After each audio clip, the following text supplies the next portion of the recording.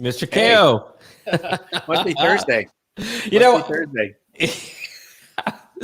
as happy as I am to see you, this one came fast.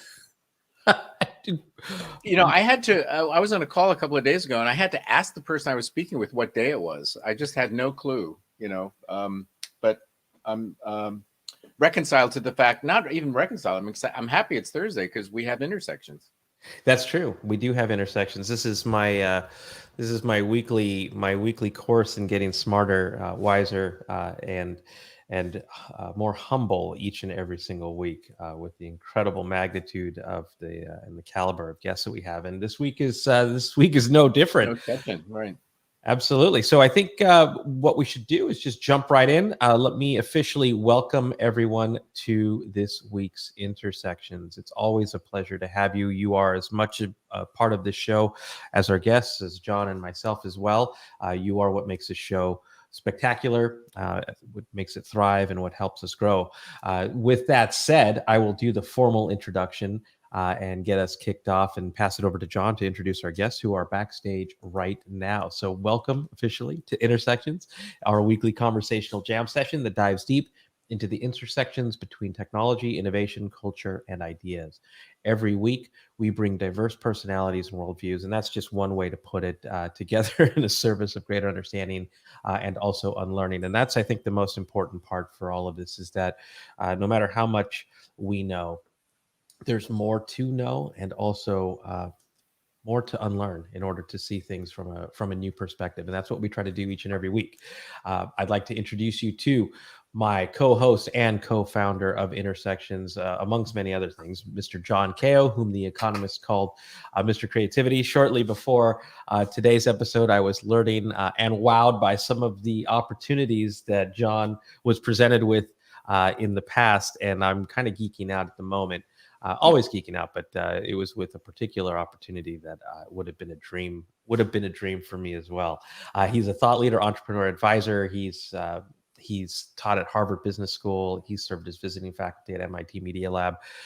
He has also just been part of any and every important innovation conversation spanning decades in all forms of work, government, and the world. He's also just an incredibly talented musician, a Tony-nominated producer of film and stage. He wrote the best-selling book, Jamming: The Art and Discipline of Business Creativity. And one of the highlights of my week to spend time with you, Mr. John Kao. Welcome to Intersections. Hey, Brian. So it's a pleasure to reciprocate. Brian is my innovation twin, and when you look at our combined networks and our areas of interest, it begins to form a pretty coherent intersection, if you will. One thing I noticed is that Brian, if you swap the A and the I, is brain, and Brian is certainly a brain when it comes to many things, but is particularly known for being engaged with the digital domain before it was actually a recognized area of inquiry back sometime in the dawn of our intellectual history, and has applied his knowledge and sensitivity of the digital domain to everything from marketing, social media, innovation, organizational transformation, leadership proficiency development, and so forth and so on. He expresses his thought leadership in many formats, books, keynote speeches, online presence. And, given all that, also has a day job, which is global evangelist for innovation at Salesforce. So there we are. There we are. Thank you, John. And thank you to everyone who's tuning in. We appreciate you coming in live every week, but we also appreciate those who watch this in between our live episodes because this is all a real-time community. We do monitor all of the comments made. So thank you for sharing. Speaking of sharing, do share with us where you're tuning in from. We want to see where you are all around the world. This is a global community. I'm always fascinated by everyone who joins and from where. And also, with that said, do share your comments and questions for our guests, and we'll do our best to bring them on screen and also on air in real time. Now, John, with that said, over to you to introduce our first guests. Yeah, I'm so excited to introduce Eric Haseltine and Dr. Chris Gilbert. I guess they're both doctors, but Chris is actually an MD doctor, so we want to make that distinction. Eric has an amazing career.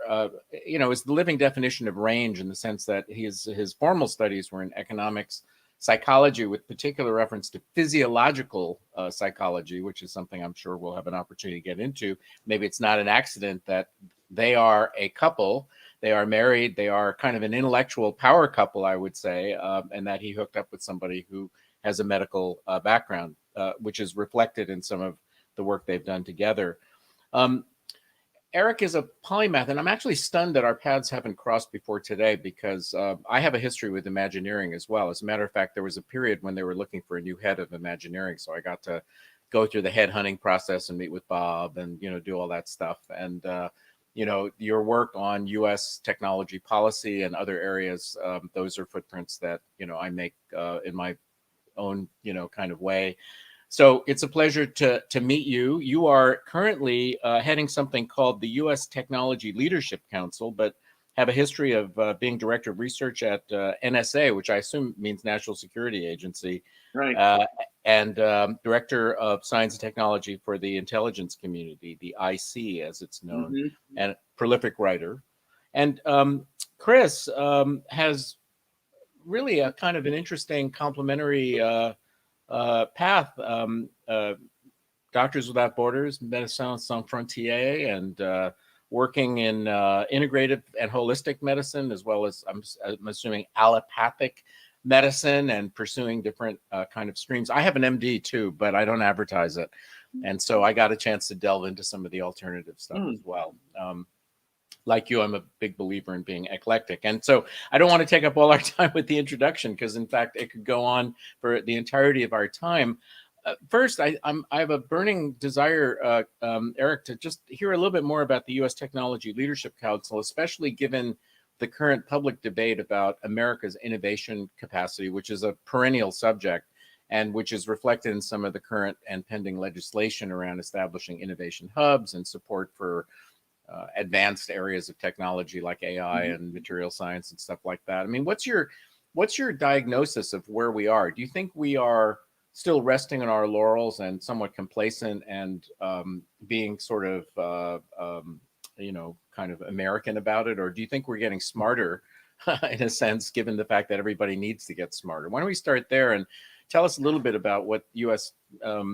Technology Leadership Council is, and then we can move on to some other topics.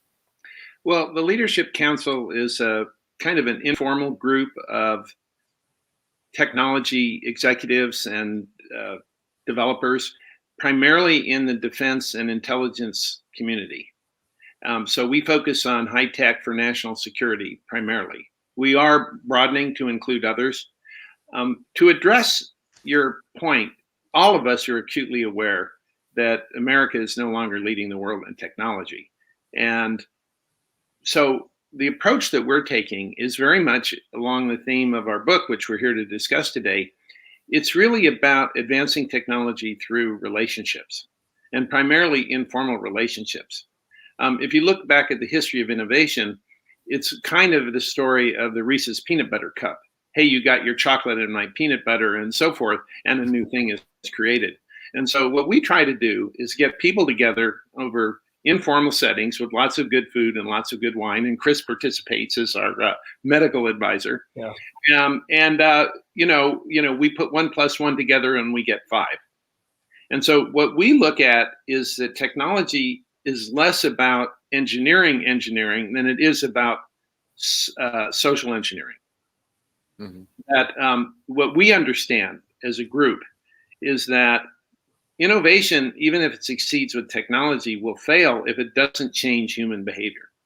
Because the biggest single obstacle to introducing, for example, in national security, some new technology, take it UAVs, for example, is not the technology, it's human behavior and overcoming that. And so our recipe at USTLC is to advance innovation by advancing relationships. So, indeed, let's turn to the most recent book, which is called Riding the Monster, 5 Ways to Innovate Inside Bureaucracies. And nobody could mistake our national security institutions for anything other than bureaucracies, with some exceptions. I mean, I don't want to sound too critical, but, one senior national security official once told me that bureaucracy was not a bad word because it was how you preserved continuity in the face of idiocy. I think was his timeless quote. What can we learn from Riding the Monster? I mean, it sounds like you have a 5-point framework. What's going on there? Well, the main thing is, again, what is the biggest obstacle in innovating? Is changing behavior. And if you look at an organization, the very name organization implies structure and keeping things linear and organized, which innovation is not. Innovation is messy. And so each of the 5 innovators that we profile succeeded in a big bureaucracy, a big monster, not by fighting the monster so much, but riding it and steering it. And the way to do that is through fostering of informal relationships. Chris, why don't you give an example? So each one in each chapter, each innovator has a secret recipe on how they did it, how the innovation was successful. So, and it's very, there's a lot of adventures in each chapter. It's very good. Yeah, but mostly it's cutting through the BS, if you will. Because, if you look at any enterprise, you can look at it in one of 2 ways. It's boxes and lines, which is the hierarchy, or it's what we like to call wiggly lines, fluid, dynamic, multidimensional relationships. And each of the innovators that we profile, it's a variation of a theme, but they all use the same strategy. So one of the problems with working in a bureaucracy is you have a very defined role, and there are consequences often for stepping outside the lines. And you have a chain of command and so forth and so on. And you have a lot of rules.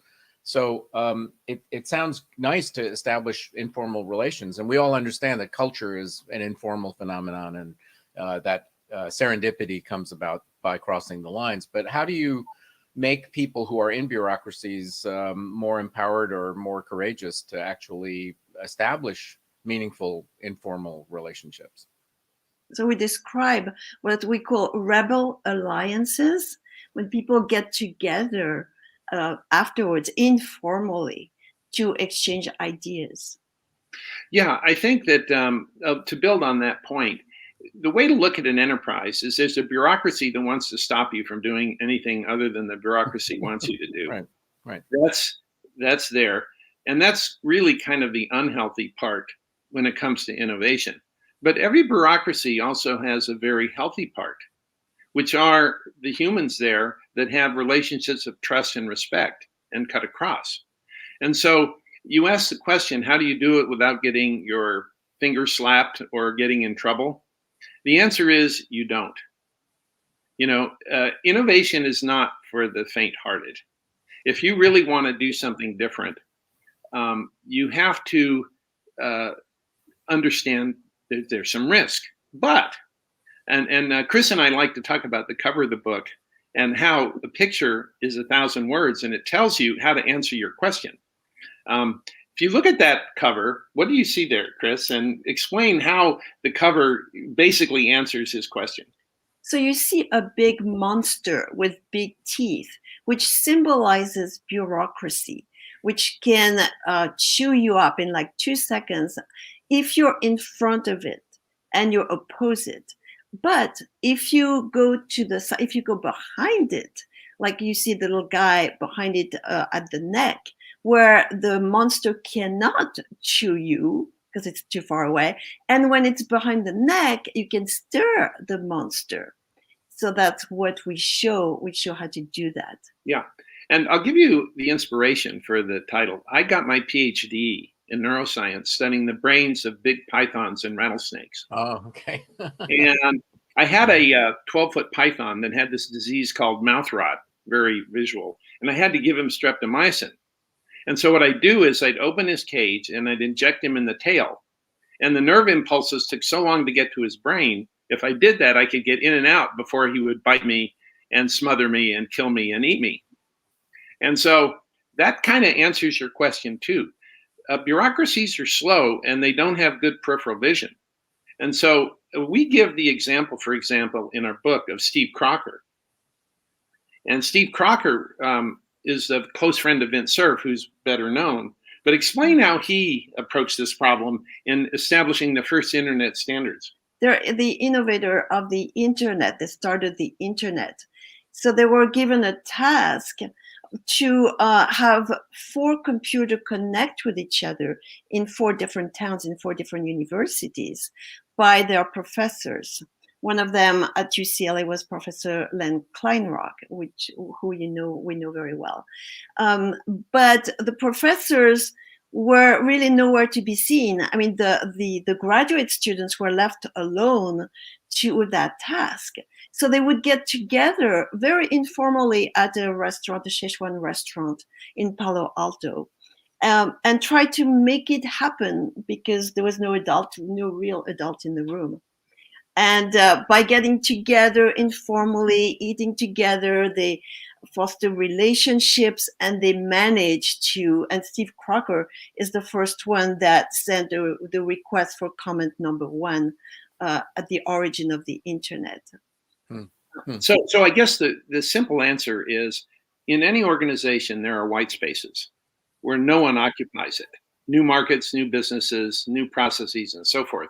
If you live in those white spaces like Steve Crocker did, the monster doesn't see you.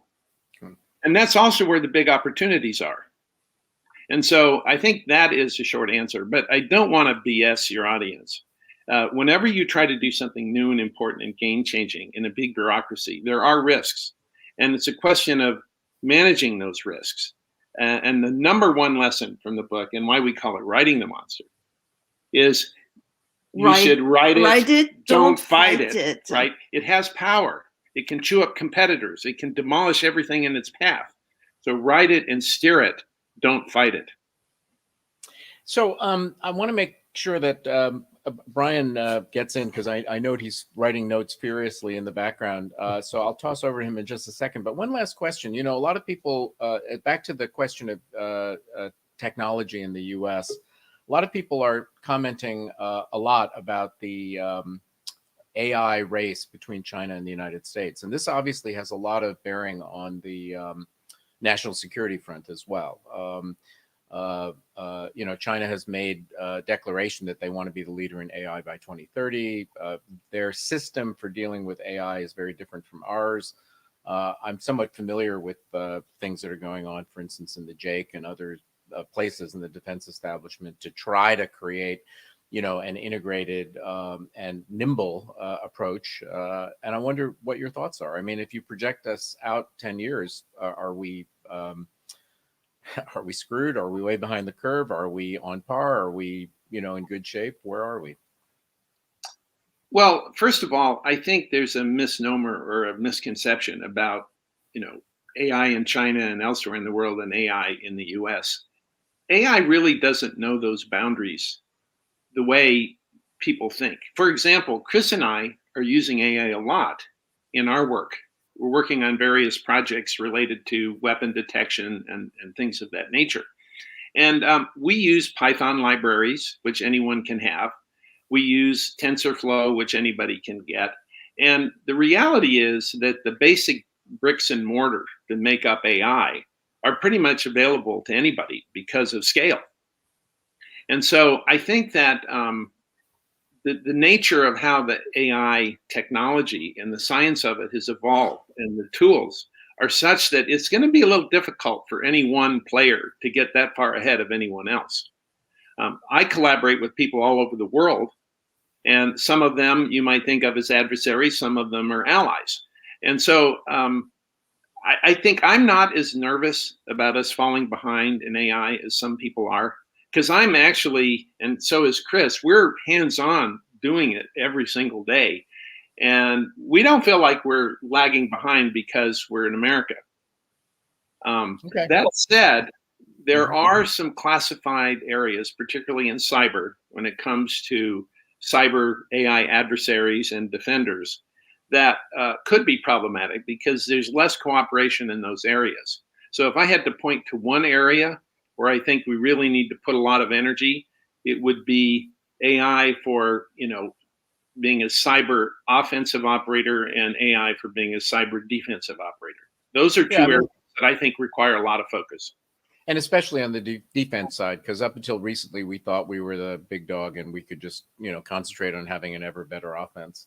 So thank you so much. And with that, let me kind of throw it over to my buddy Brian here.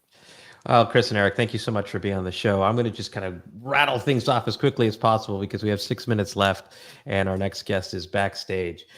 So one of the things that I really appreciate that you focus on is behavior change. And it's a big area of study I've had for the past 20 years, going back to doing a project for the Department of Defense and using, for example, technology as a way of social engineering to bring citizen stakeholders to the table more than just, for example, how we used to drop pamphlets over certain areas of interest as a form of strategic propaganda.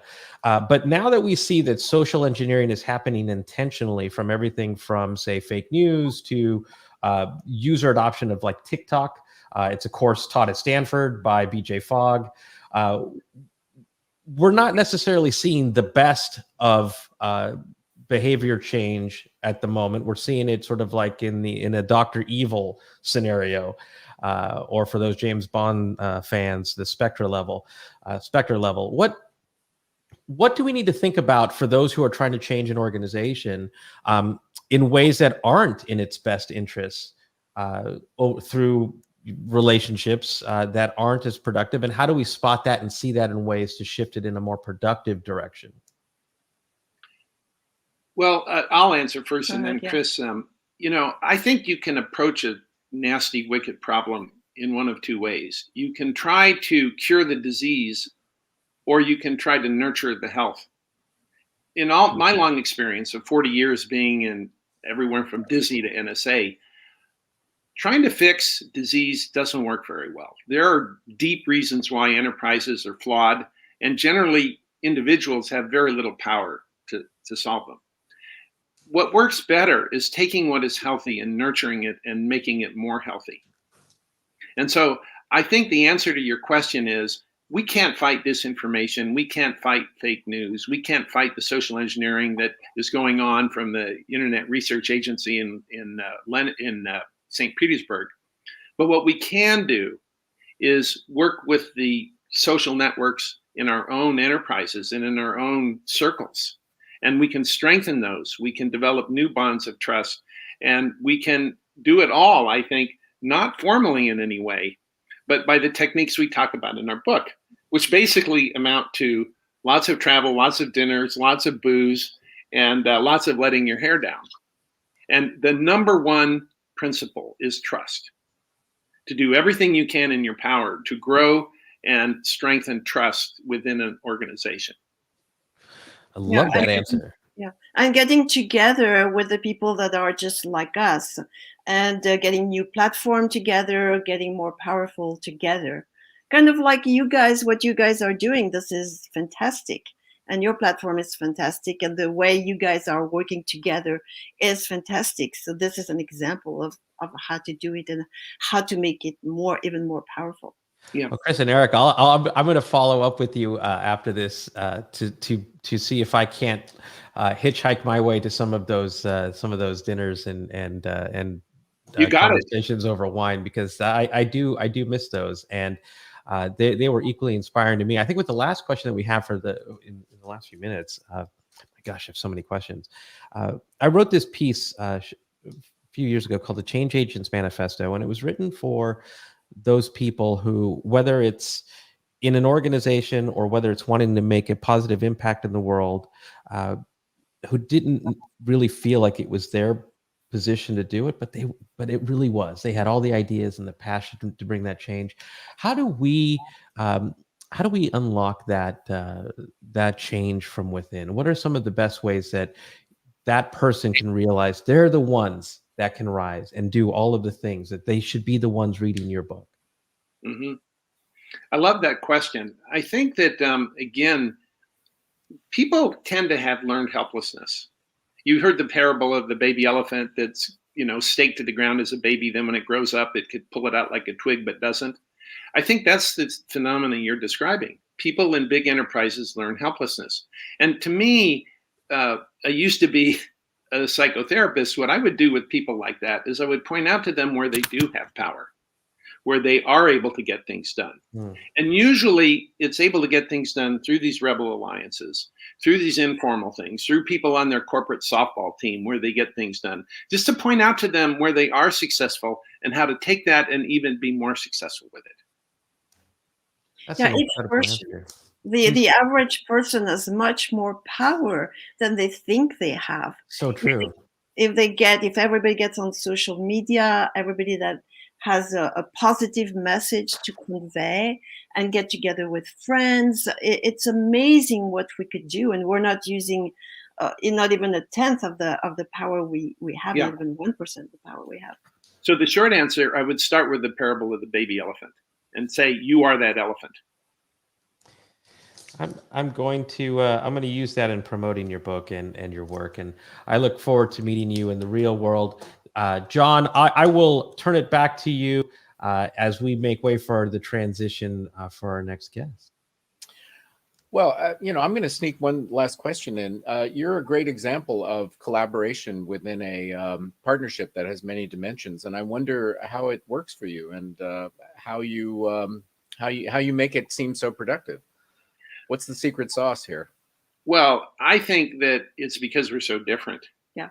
She's a physician and I guess you'd call it an applied biologist. I'm a neuroscientist. I'm a bench scientist, and we look at the world very differently. She's also French, which you can't get more different than that. And we respect and trust and admire each other. So whatever Eric says, I trust. And vice versa. And if we have very different opinion, we're going to hear each other. And that's important. Yeah, and I think the diversity, the fact that we're so different, a wall of bricks is stronger when there's both straw and mud in the brick. And so I'll be the mud and you be the straw. But I think it's absolutely diversity. You don't want a monoculture. You want to associate with people who by design are very different than you and who look at the world very different and who you're going to have a lot of arguments with. And we have a few. Yeah, but it's always constructive. At the end, we get always stronger. And it's not like 1 + 1 = 2 in our case. It's 1 + 1 = 5 or 10. We're getting together is really good. Well, it's a beautiful thing to see. Thank you so much for being here, and we look forward to being in touch with you. And thanks for inspiring us. Yeah, well, thank you very much. It's a delight to be here. Thank you for having us. Thank you so much. Wow, John, that is. We should have him back too for relationship therapy as well. I know I have a lot to learn on that front. I guess we better jump in because we have one of our next guests only for about 15 minutes. So I'll just jump right in. And Praveen, Carlo, if you can hear me, I'm just going to jump right into the intro because I'm manning the production, it looks like right now. So Praveen Penmetsa is the co-founder and CEO of Monarch Tractors. Oh man, this is going to be, you guys are in for a treat on this story. This is talk about big innovation and industry disruption and transformation. You're about to see this. And we also have Carlo Mondavi. That last name should be familiar to you. He is the Chief Farming Officer of Monarch Tractors. And we're going to get right into this conversation. So while I shift here, I'm going to click a couple buttons and voila. Praveen, Carlo, welcome to Intersections. Hey. Good to be here, Brian, John. Thanks for hosting. Yeah, thanks a lot for being with Brian and John. Yeah. It's a pleasure to have you. Carlo, I think we only have you until 11:15, if that's correct. So Praveen, if it's okay, we'll just jump right in there and then we'll spend the rest of the show with you. Carlo, looks like you are out in the field. Why don't you kind of give us a quick overview of Monarch and your role at Monarch, and then we'll jump right in. Absolutely. So let's see if I can get this to work. So I'm here with a beautiful tractor. It's all electric, driver optional, smart. I didn't imagine myself being involved in a technology company or in a tractor company Although one of my first jobs way back in the day when I was 7 years old was working as a mechanic's assistant, changing oil in tractors, and did that until I was 16. But I'm a wine grower. I'm a farmer first. My family's been, in wine, we always talk about how wine is grown. It's not made. And that the most important aspect to wine is how you farm it, the site, and how you treat it. And so I got involved in Monarch Tractor organically. In 2004 around, my family sold, and I watched a huge amount of land get treated a different way than my family was farming. I opened my eyes to the way other families farm. My family's been in the wine business for now just over 100 years. And thankfully to my grandfather and my father, we farm at a very high level. We're 4 generations and no herbicides. We use very little chemicals in our fields, et cetera. And so I saw all of a sudden herbicides being used in fields. I saw things that weren't good. I started studying about, what do these chemicals do that you spray? Herbicide is something that people use to chemically mow, where you would use implements and whatnot. It's more economical. It allows for farms to bridge a lot of just challenges that they face, including labor shortage, the economic divide, all those things. And so I began researching about it. Sure enough, what kills the grass isn't great for the microbiome of the soils. It isn't good for the farm biology. It isn't good for the environment. It isn't good for the farmer. So I quickly realized that if we were going to get rid of chemicals, that we needed to find we needed to make farming in a clean way economically superior. So it began as a movement to help protect our farm microbiome and our soil microbiome and the farm biology, really became a movement to help also deal with the orange sky that's above me right now, which is climate change. So all electric, driver optional, right here. So we have the sensor suite above, the battery pack. It allows for us to farm at a high level without the carbon footprint and without the economic divide that currently exists. And so that's Monarch Tractor. Yeah, and you're going to see a rapid fire series of questions from me, and then over to John here, just a couple of minutes. So I'll ask one last question before we turn it over to John, and then John, we'll watch the clock to turn it back at 11:15. Carlo, from a farmer's perspective and from a winemaker's perspective, but also from a human perspective, you called out several things that we should talk about. One is technology and innovation. 2 is from a nature perspective, protecting Mother Earth while harvesting some wonderful things like wine grapes, and then climate change with the sky in the background. It's interesting that an industry, any industry really, that doesn't disrupt itself will be disrupted by those who take a different perspective. What is it that Monarch brings to the table, aside from some really cool technology, that growers and farmers need to think about beyond just the everyday hustle and bustle, and also the good old-fashioned cost center and ROI analysis? Yeah, I mean, it brings together a lot of things. I was just talking with my sister on the drive to our lab here where we run Monarch Tractor continuously out here in Livermore. And she said that we're having a hard time arranging a pick for some wine that she's producing, some Sauvignon Blanc, because there's not the labor pool right now. Unfortunately, COVID has exacerbated that. It's been very difficult to get teams, and not to mention an expert tractor driver, but even just crews to pick. So one is the labor shortage that we're able to address by being autonomous, by being driver optional. So of course this tractor acts like a tractor, operates like a tractor. So you can hop in the tractor seat and do all of the things that you normally would do. It hooks up to your PTO and your hydraulic pump to basically run the implements. So it's a multi-use tractor, a smart tractor. So you can do all of the, so literally on the back right now, there's an electrostatic sprayer. You can put a mower on that. You can put an under the vine weeder on that. You can put a tiller if you want to till, and it'll do that work normally. You can drive it and it'll operate that. On top of that, it'll do it autonomously. And so you can send it out to do a pass in your vineyard the way that you want as a farmer, because it's the big difference between a robot and having the kind of beautiful artistic expression that farmers, we as farmers take a lot of pride in how we farm, and not any it's kind of every farmer will look at a piece of land and farm it differently and uniquely. And so this allows you to do that because you're able to record the passes that you make with the implements and mimic that every other row, every 4 rows, etc.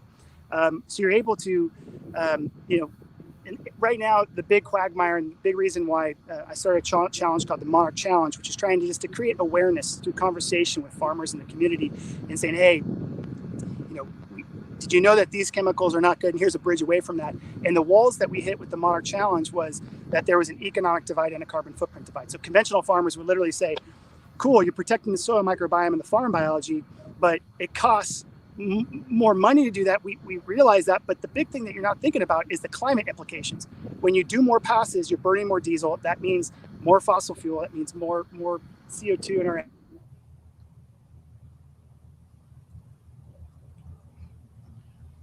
Oh, Carlo, we lost sound there. Are you there? Okay. Sorry. Yeah. We're continuously, constantly having this battle and this divide, and then on the organic side for farmers that were farming organically, they were getting criticized by conventional farmers saying, well, you think you're great for the soil microbiome and the farm biology, but you're really hurting the planet with CO2 and the emissions, not just CO2, but particulate and NOx and all that.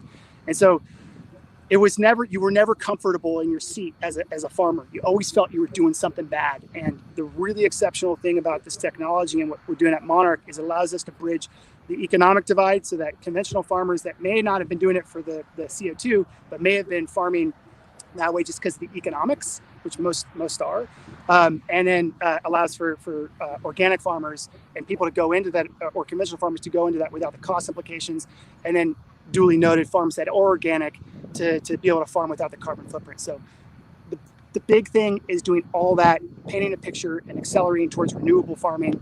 We're here on a farm right now. There's sunlight above.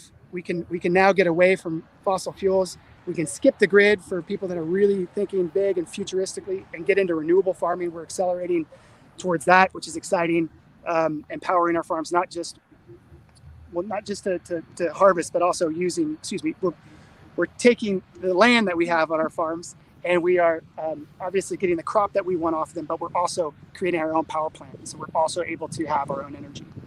So I said a lot there, Brian. Apologies. I'm gonna have to watch this again. That was incredible. Thank you so much. And John, over to you for the final segment. Yeah. Well, first of all, I love the cinema verite quality of your background. Normally we have people sitting in their living rooms in a very static office environment. So I'm gonna actually keep that in mind as a recommendation to future guests. I'm still not 100% clear about the connection between the tractor, the technology, and the elimination of herbicides, chemicals, organic farming. Absolutely. You mentioned something about changing the cost structure by boosting efficiency, which creates more financial resources, I guess, to invest in a different approach to farming. And then the other related question is about the terroir, if I can even pronounce the word, with the condition of soil and the chemistry. I love terroir, baby. Yeah. Okay. Well, we're on the same wavelength. But I never really thought about the microbiome and about the effect of pesticides on. I mean, the microbiome is a big deal for humans, obviously. But it would be interesting to just be enlightened a little bit about the role of the microbiome in creating great wines, because that's not something I've heard before. So that's actually two questions. And there's no, John, it's a great. So one is, so I believe deeply in terroir. I think that all the wonderful wines in the world come from incredible sites and really unique soils. And there's the climate. So what happened that year in wine, the site, the soil microbiome, the drainage, the location, all those things. And when you look at things like, we've seen studies showing that the isotopes in the water around the grape end up in the fruit, end up in the wine.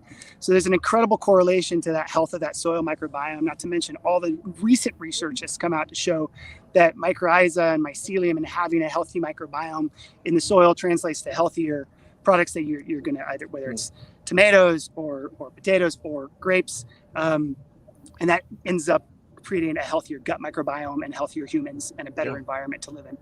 There's a link to neonicotinoids and herbicides to the colony collapse with the bees, and certainly the collapse of the monarch butterfly population, which is on the brink of extinction right now. We went from 4.4 million individuals in the 1980s down to 1,910 individuals this last count by the Xerces Society this last winter. So very scary times right now on the environmental impact side. The reason why it's hard, John, to kind of address why Monarch tractor is going to solve the solution for farmers is that right now you can get on a four-wheeler, you can rip down a vineyard row and spray your herbicide under this kind of zone. This is kind of the under the vine area. It's a complicated, tough area to mow.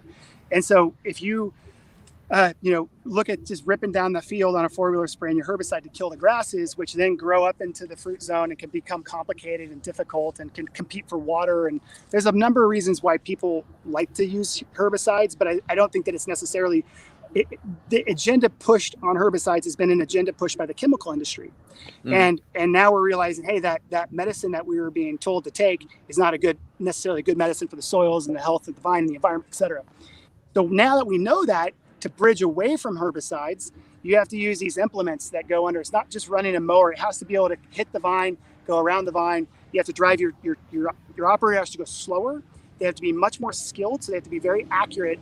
And it's just a more challenging proposition for farmers to have. And so by being able to be autonomous, whether you want to drive or not, you can get in the row and hit row follow, and the Monarch tractor will literally follow that row better than I can drive it. And I've been driving tractors my whole life. So you can be more accurate, focus on what the implement's doing, be cleaner and clearer there. The really exciting part is the autonomy, though, because then once you've done your perfect pass, you can have it repeat that every time thereafter without the operator. And as so Randy Zavala was our mechanic at Robert Mondavi way back in the day. He said, Carlo, I need to tell you, this is when I was like 7 years old, and I remember it stuck with me. The most dangerous part on the farm is in the tractor seat. And so we're able to protect farmers for sprays like fungicides to protect fruit. We're able to get rid of hazmat suits and allow for all of our farmers to breathe fresh air and not have to breathe through these masks. So, but the big reason, so that going slower, you can now go slower. You can drive 24 hours a day. You no longer have the confines of 8 or 10 hour days, and you can be more accurate and deliberate while you're saving money because you don't have to pay for that. You can elevate your tractor driver from a tractor driver to a fleet manager. And then on top of that, the exciting thing is just the little savings, like savings in service, because it's electric. You have, a third of the cost in service. You have you're getting rid of diesel. So you're saving a significant amount of money on diesel costs. If you go renewable, the savings are even greater. But so the economic divide has been honestly the big divide. We're a very conservative group in the agricultural community. People live by each season, and it's not a big cash crop. We're in this business because we love it, and so by being able to have that economic upside while doing something good for the planet is a plus. It's great.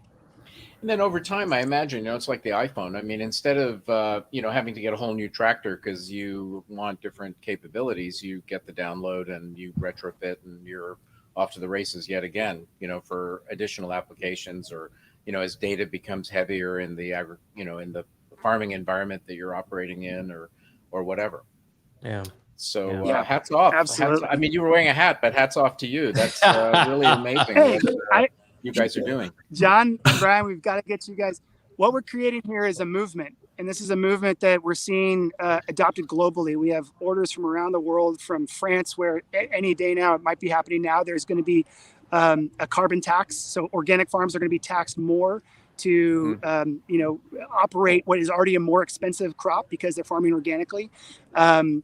So we're seeing a global community join this movement to help fight not just climate change, but protect our soil microbiome, protect our farm biology, protect our planet. And so it's an exciting time. And I have to say, Praveen, I feel so fortunate to have, through my journey, met Praveen, who's our CEO, and really the vision behind the architecture and building the team that we have, because without him, this isn't possible. And so I just want to tip the hat to Praveen, who's one of my co-founders and our CEO, who's just incredibly brilliant. Amazing, Great. amazing, Carlo. We're gonna invite you back to specifically talk about that movement and what we can do to enlist more change makers. Thank you for spending time with us, and good luck out there. Thank you, guys. Yeah, I appreciate that, Brian and John. Thanks for your time. And you're going to be talking to the man who's built and designed this and seen it all from aerospace, auto, and certainly agriculture. So I'm going to tune back in to listen to you guys' conversation. All right, cheers. Great to meet you. Good luck. Praveen, thank you for thank you for a lot of things.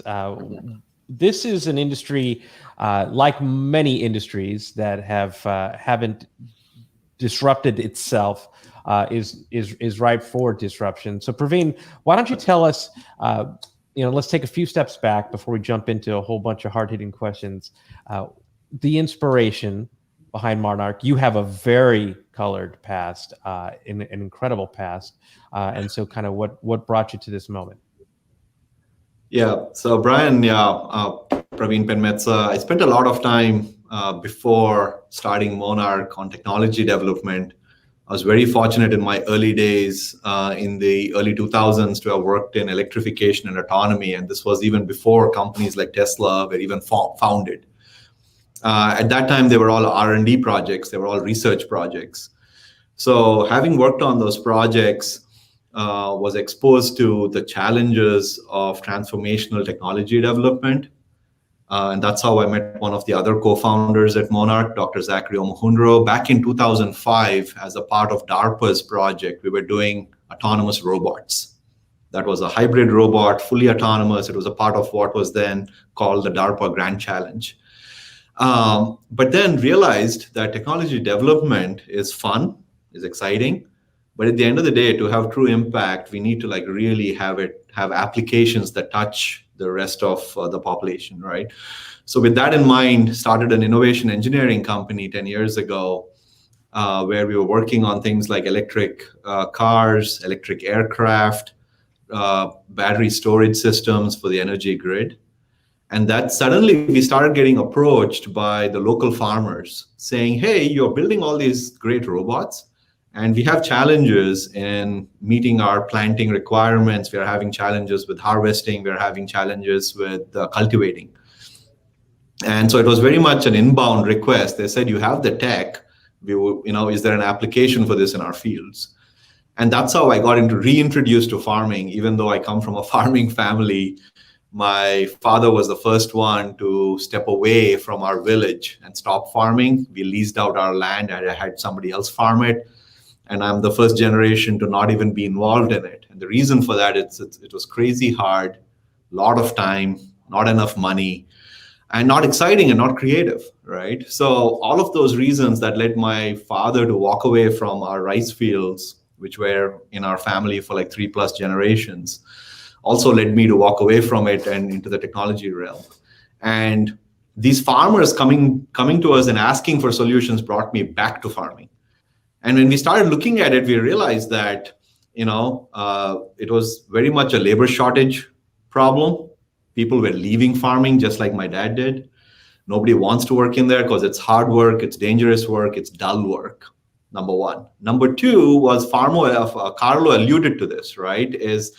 There's increasing scrutiny on farming now. People are like, hey, what chemicals are you using? How much did you put in? When did you farm it, right? Give us some data on this. At a time when there's no labor, they're being asked to provide more reports and more data. The third thing that's happening is also now resources are limited, right? So this year we have a drought here in California. Big challenge for farmers. Farmers are having to, change their crops, change their practices drastically. So they're getting squeezed in all directions. And one of the farmers said this, and he was like, I feel like I have a target on my back and everybody's taking shots at us. And we think that your technology and some of the robotics and automation might have a role to play here. So that's what got us into this journey here, Brian. And interestingly, right around that time, this is around 2015 timeframe, right? USAID, which is a US governmental agency that promotes development all over the world, put out a challenge that says, how can we power agriculture so that we can feed the world's growing population? So as a part of that, we kind of looked at that and we said, hey, let's put some of our solutions into this. And we, fortunately were selected out of like 500 plus solutions that were put in. And we developed an electric tractor and we took it to countries like India and we deployed it there.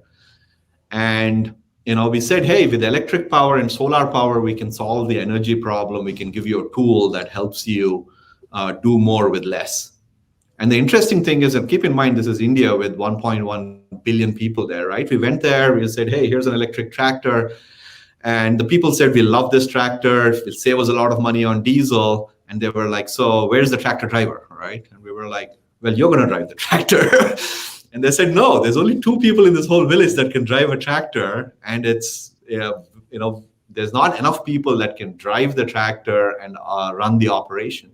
And they said, unless you can actually make this, give us a tractor driver or make this automated, this does not really get to solving the problem.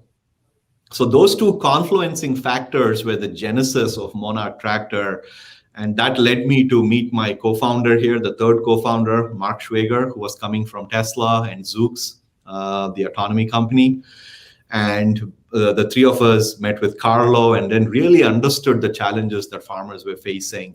And we said, if we build a tractor that is all electric, that is smart, and that is driver optional, we can start to influence farming to a point where farmers can make more money, run sustainable operations, feed the world's growing population in a way that is healthy for both the soil and the planet. So that was the genesis of Monarch Tractor. Wow. And before I turn it over to John, this is one without its challenge. Our previous guest talked about how true innovation is really about changing behavior. So in this case, there are those who know what they want and need. And then there are those who don't know what they don't know and who continue to be influenced by, say, the powers that be, for everybody from the chemical companies to the big players in farming equipment. So your challenge is not one without without scale. But how do you think about innovation in terms of reaching farmers and reaching influencers to help raise awareness and then also to accelerate adoption? And I have so many more questions, but I think I'll stop there and turn it to John after this. No, that's a great question, Brian, and something that we have very counterintuitive approaches to at Monarch Tractor. Why I say that is we are not trying to have farmers change their operations. And we are not giving them quote unquote solutions. We are giving them tools. So a big thing that we believe in here at Monarch Tractor is farmers know what they want to do. Our job is to give them tools that allow them to do it better. And in many cases, do it the way that they really want to, without the constraints of either cost or skilled labor. So that's a driving philosophy here. So Carlo, that you saw a few minutes ago, was actually on our vineyard that is our R&D test site. So right from day one, we took our AI engineers out of our fancy offices and put them out in the vineyard and said, guys, we're going to be a part of this operations from day one. We're going to see what they're going to do and come up with solutions that allow them to do that. So that's a big part of it. So for example, with our tractor works with existing implements and existing people for farmers. A tractor, we intentionally designed it in such a way that it's a familiar form factor. We were trying to look at different designs, and when we talked to farmers, we realized that they have a very emotional connection to the shape of a tractor. The small front wheel and the big rear wheel is there for functional reasons, but also now after 100+ years, there's an emotional reaction to that tractor, right? So our goal going in was we're not going to build a robot that looks out of place on the farm, that their existing workforce cannot use or cannot be used with their existing implement. That is not what we're trying to do. What we were trying to do is a very familiar machine that works with their existing tractor drivers and with their existing implements and has to provide value from hour one the moment our tractor ends up on the farm. So that's how we see innovation. Innovation should not be about completely changing how we do things on day one. It should be about how can we help you do things better while saving you money, while providing additional value from hour one, right? True transformational innovation. The moment you touch it and use it, within minutes, you're locked in, right? It should not be a 6-hour journey about how we're going to change up how farming happens, right? That's not what we're trying to do here. And that's not how we think about innovation. Yeah, that's. I mean, it's incredible how you've approached this from I don't want to say a beginner's mind, because you have a history of farming in your family, but also from technologically, it is coming at this from a beginner's mind, but also with that through a lens of empathy, and that says a lot about human-centered innovation. John, over to you. Well, yeah, I mean, the human side is definitely, I would suspect, really important, because you're creating a community of enthusiastic users who are going to send you their feedback and be a kind of a reference platform for further expansion. Which leads me to my question, because I think we just have time for one, which is, how would you characterize the current opportunity space for bringing AI, data science, autonomy to agriculture, broadly stated? I mean, you read about satellite data ported into, watering patterns, ported into, various ways of distributing the farming activities. And, the pictures that you see, which are the fanciful pictures, look like huge behemoth, kind of sprayers and various things of that kind. I'm assuming that, given what you just said about your strategy, that your vision is to become a very central part of the ecosystem, but really from the end user's perspective, and that there will be other players that are doing some of this more grand opera stuff that you will kind of coexist with. But I may be over reading into things. So how would you characterize the opportunity space in terms of your vision? Yeah, that's a great question, John. And we see this as, how can we help the global farmer, right? Like, produce more and in a long-term sustainable way while making more money. And we want to help global farmers. So the opportunity space for us, and the reason we built a smaller compact tractor, right, is this is the size that you see on farms the world over. The tractor is the most commonly used mechanization tool in farming today in this size. So that's why we kind of came into this form factor, number one.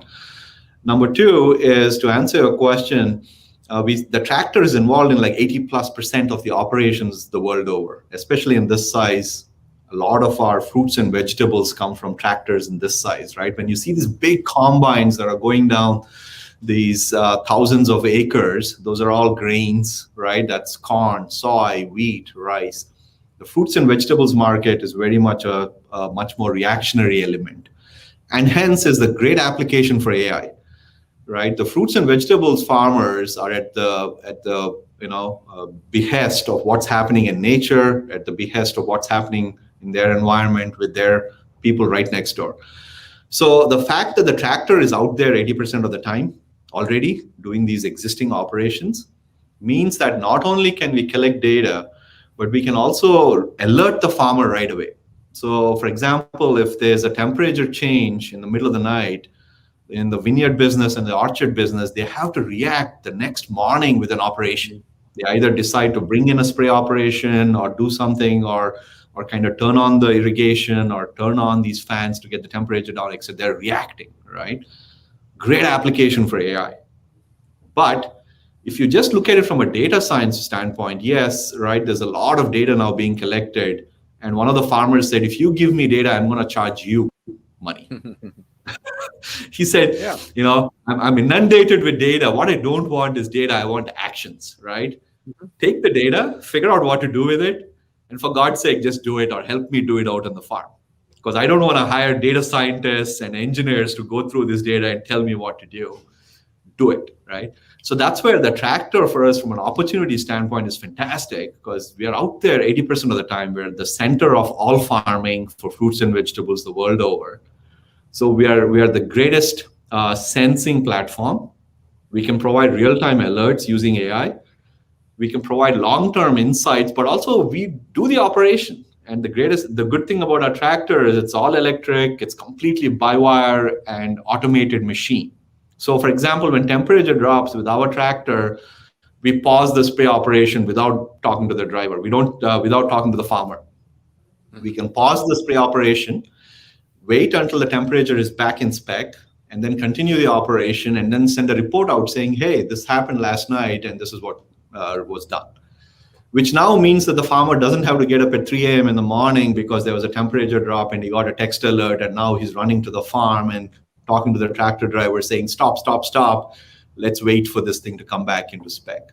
That also means that we can be more deliberate about our resources, right?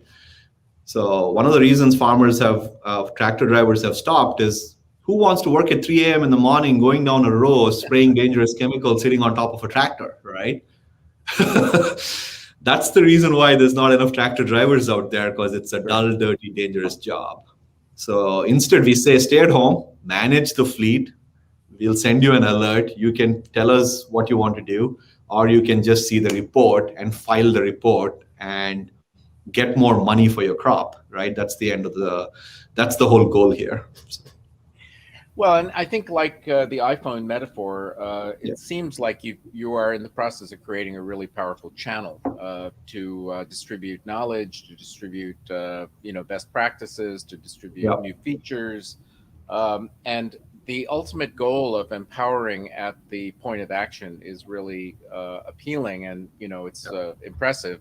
I guess my untutored image of all of this really is more like the big agricultural companies, and of course the big agricultural companies are big players, but the citizen farmer, the entrepreneurial farmer, is really where the action is, as far as you're concerned, and I think in general. So I think we're closing in on being out of time, but our hats are off to you. I mean, this is an amazing story here, and hopefully we can find opportunities to learn more about it in the months and years to come.